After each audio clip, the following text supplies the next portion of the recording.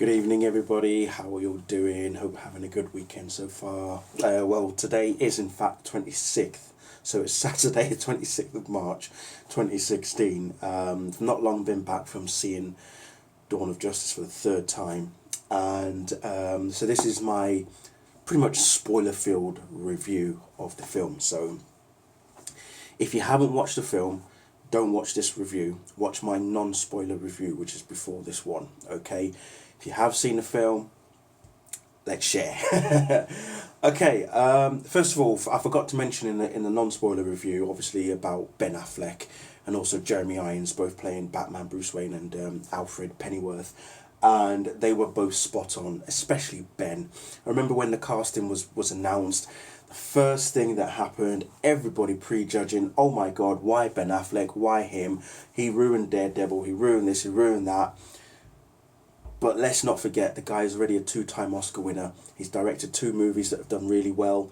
And Zack Snyder clearly wanted Ben for the role of Batman.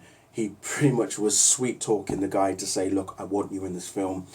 So when it wasn't until Ben read the story, read the script to understand exactly what type of character he was going to play, he thought, you know what, I'll do it. And yes, everybody had their reservations. Everybody had their, oh my God, why Ben? Why Ben? But he's done well. I would say he is the best Batman and Bruce Wayne that we have had pretty much ever. He nailed the role, the way that he fights, the moves, the slickness, the very fast action, and the grappling gun used to perfect effect, not just during the fight, but also when he's running away from Doomsday, was just superb. To see something like that in live action, because we've seen it in the cartoons, we've seen it in the animated movies, but to see it in live action, because we've never actually seen it in live action. If you remember Michael Keaton in Batman in 1989, when he, charges down through the museum to save Vicky Vale from the Joker, and then he gets his grappling gun that opens up in both ways, and that sort of thing. Yes, for that generation, for that time, that was good, that was okay. But seeing what we saw in Dawn of Justice was completely different, and it was just amazing to see. Because like I say, every time you read the comics, you always say to yourself, how would this look like on screen? And seeing Ben Affleck as Batman just move in the way that he did was just brilliant. It was absolutely brilliant. And clearly Zack Snyder has been playing a lot of the Batman Arkham games in order to perfect and use that inspiration for the fight scenes for Batman. Was just top notch, absolutely top notch. Yes, again, heavily influenced with Dark Knight Returns, especially a bit where he takes out the Russian guy. When he says, I believe you, because he says he's going to shoot Martha Kent even, I'll get to that in a moment. And he says, I believe you. And it's reminiscent, almost word for word, for what happens in The Dark Knight Returns as well. As I say, Jeremy Irons as Alfred, absolutely brilliant. He did have a couple of great scenes with Ben, which was really good. The fight scene itself between Batman and Superman, brilliant. It wasn't too long, which was good, but it wasn't dragged out or anything. Whilst it was physical, you can clearly see there was more of a political and psychological reason for the fight between these two. We now know the reason why Superman and Batman fight.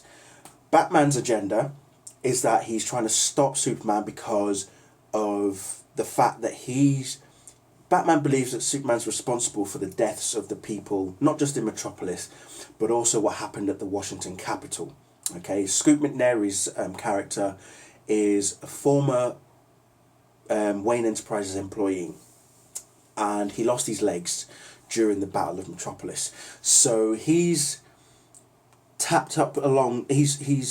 Lex meets him and uses him in a way that you wouldn't have seen coming a mile away. Even Superman didn't see it. So when Senator Finch already told Lex that she wasn't going to,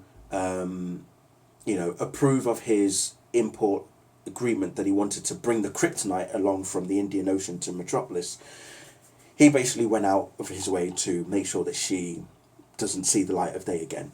But he uses Scoot McNairy's character to do that to perfection.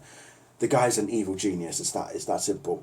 So when all that is done, and Lois is the one who investigates all of this, when all that is done, Lex captures Martha Kent. Now, it's not known or said or mentioned how Lex even knows that Superman and Clark Joseph Kent, as he called him, are the same people. We don't know how he found that out. But then again, there may be an inkling as to how he did find that out, because he has been tracking, I don't know how long he's been doing this for, but he has been tracking other members of the Justice League. And we do see the other members of the Justice League. We see Aquaman, we see Cyborg, we see the Flash, and of course obviously Wonder Woman. We even see the Flash meet Bruce Wayne, but it looks like he's from the future. So he's time travelled to speak to Bruce to tell him that Lois Lane is the key and that he was right about him. And I'm guessing he means Superman. And this was after the nightmare sequence. Now, the nightmare dream just appears out of nowhere. It's just random in the film. But it's so pivotal in that at the end of the film, you see Batman telling Diana Prince, or Bruce telling Diana, that she'll need to help him find the others because they'll need to fight. He just has this feeling. That dream, we don't know what triggered it, why he's having that dream, no idea. But the fact that he's had that dream makes him realise that there's going to be a greater evil arriving on this planet. And it won't just be himself and Superman and Wonder Woman that can stop the threat. It has to be the other members as well. We see Jason Momoa, we see Ezra Miller, we see Ray Fisher. We even see there are three, was it three? I think so, two or three actors who were in Smallville in this film. The first one apparently plays Jimmy Olsen. It's Michael Cassidy, who was Grant Gabriel, aka Julian Luthor. Okay, and the other guy is Joe Morton, who played Dr. Hamilton in the earlier seasons of Smallville. And we all know what happened to him. He plays Dr. Silas Stone, Victor Stone's dad, in this film. And in my non-spoiler review, I did say that I think I can see where Zack Snyder is going with this movie, with Justice League Part 1. Okay? In that, I think he's going to borrow from the Justice League War comic book series from the New 52. And if you haven't read it, I say Justice League War, I'm talking about the animated film, but that's inspired by the Justice League origin story from the New 52, where basically Superman, Batman, and Green Lantern all have a fight with each other because, you know, they don't trust each other, this, that, and the other. But because Darkseid is a greater threat and he arrives on Earth, eventually all of them come together and think, right, hang on, let's just cut this out and take on this bigger threat. So it's good. I think that's where he's headed. I really do think he's headed towards Justice League origin stroke war is where he's headed.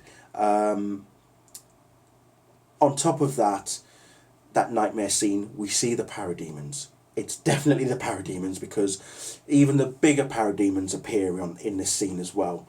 And Batman is using a gun, but remember it's a nightmare dream sequence, so we can let that off. That being said, Batman does kill people. He is killing the bad guys in this film.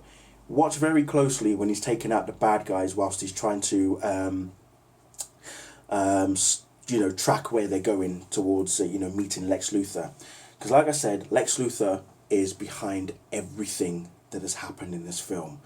The incident in the desert with the with that black dude, the terrorist dude, the Washington Capitol, obviously, all of that stuff. He is behind all of that. He's framing Superman, is what he's doing. And he does it so well that, unbeknownst to everybody else, Lois is the one that eventually finds out. But unbeknownst to everybody else, no one else knew that he was the one behind all of that. Framing Superman and trying to get Batman to be angry towards Superman, and then coaxing Superman into fighting Batman by kidnapping Martha and threatening him with Martha's death. And then when Superman and Batman are obviously fighting, and then you see Batman's ready to kill Superman, and when he mentions Martha, Batman sort of thinks, whoa, why are you mentioning that name? Why are you saying Martha? Why? What are you doing? So he's thinking he's referring to his own mother, Martha Wayne, when in actual fact, he's basically saying, the reason I've come to you is to reason with you and convince you to help me stop Lex Luthor from killing my mother, because my mother is also called Martha. It was Lois Lane who intervened at that point. So when I mentioned in my non-spoiler review that Lois, Martha and Diana are pivotal in this film, that's what I mean.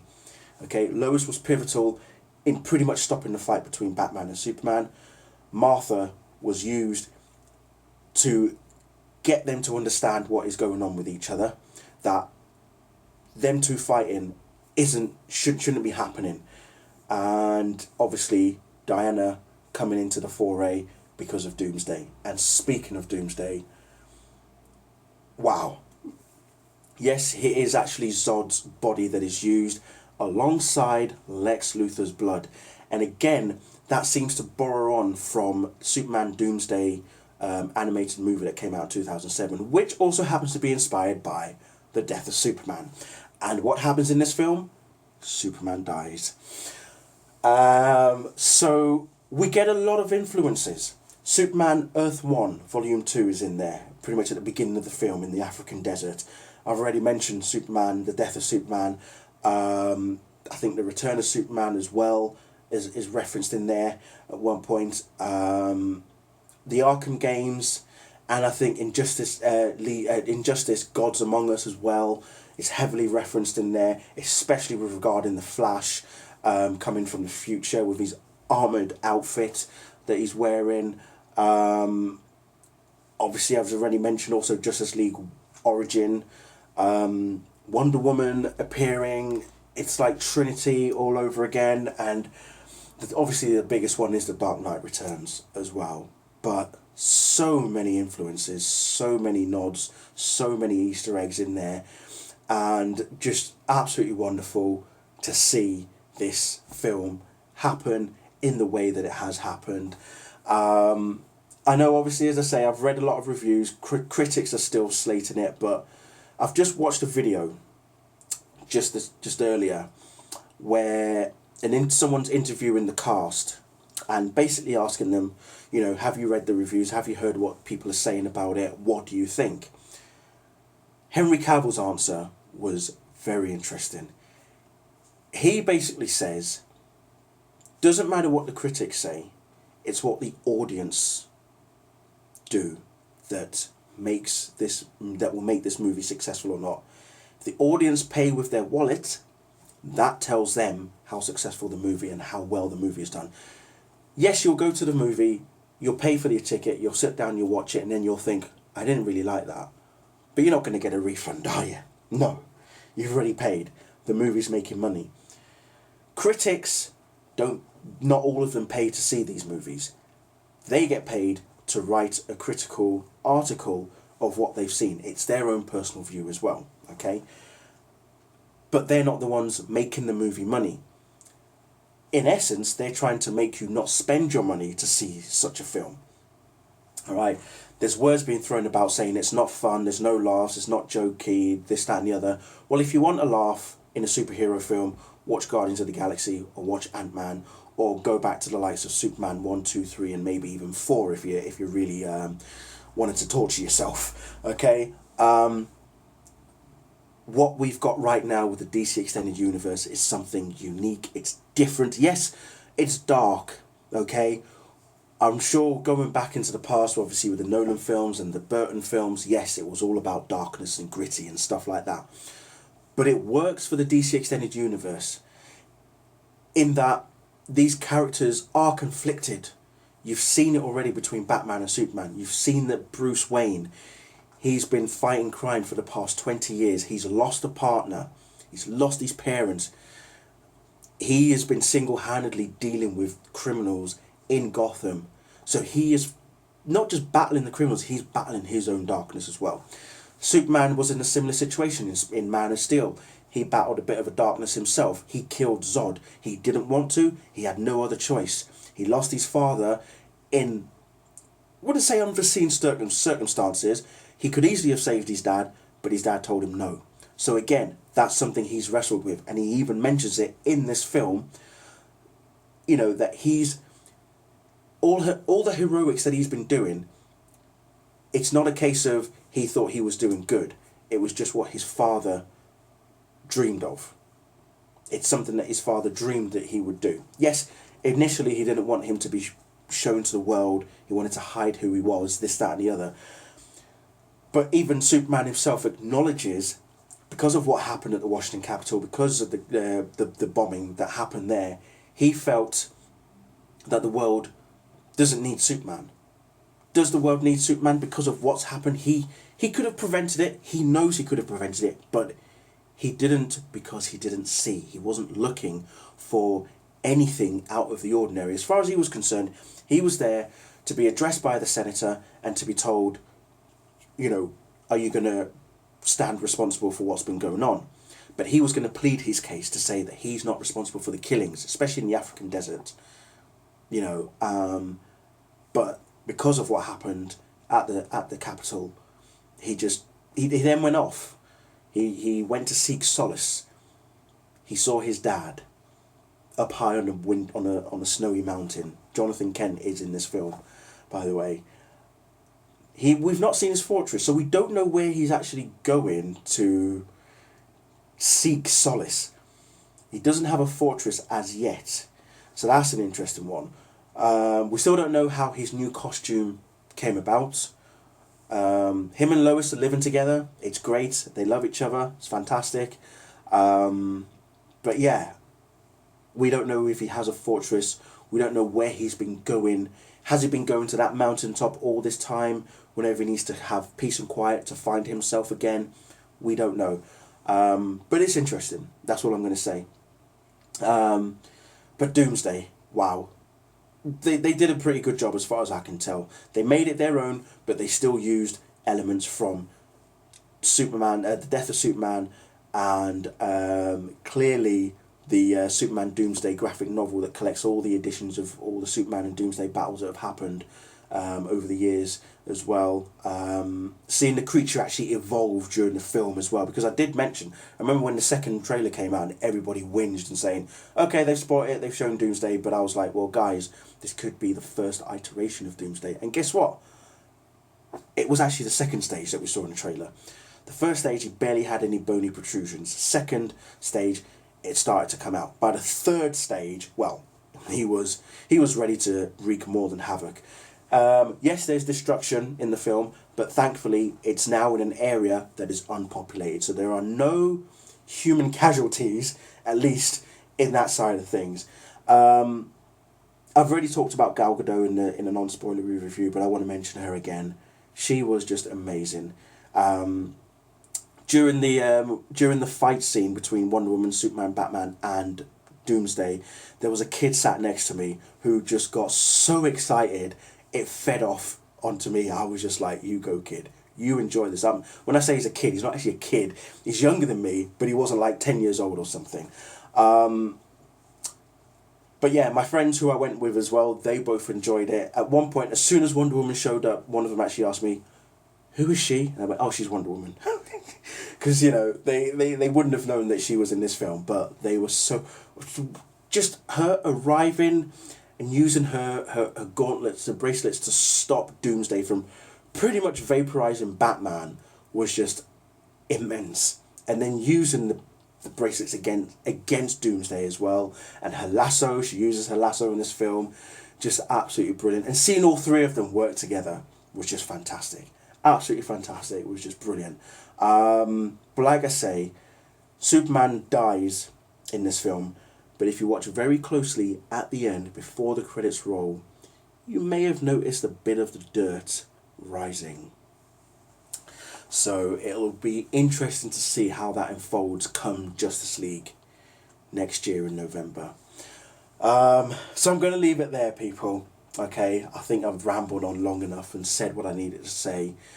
For me, just what I needed. It's just the type of film I was expecting, and it surprised me even more with certain elements, especially with the other Justice League members, seeing the Flash coming back from the future to warn Bruce Wayne. Again, that was a dream sequence for Bruce, but I don't think it would have been a dream sequence per se. To see that happen just filled me with such excitement that I was like, I want this to happen now. I want the Justice League Part 1 movie now. So yeah, so it's going to be awesome. We do also see the picture of Wonder Woman from the First World War. She's there with Steve Trevor and a few other guys as well. And that's when Bruce Wayne realizes, whoa, who are you? Where have you been? So there. Anyway, I will leave it there. Thank you all very much for watching.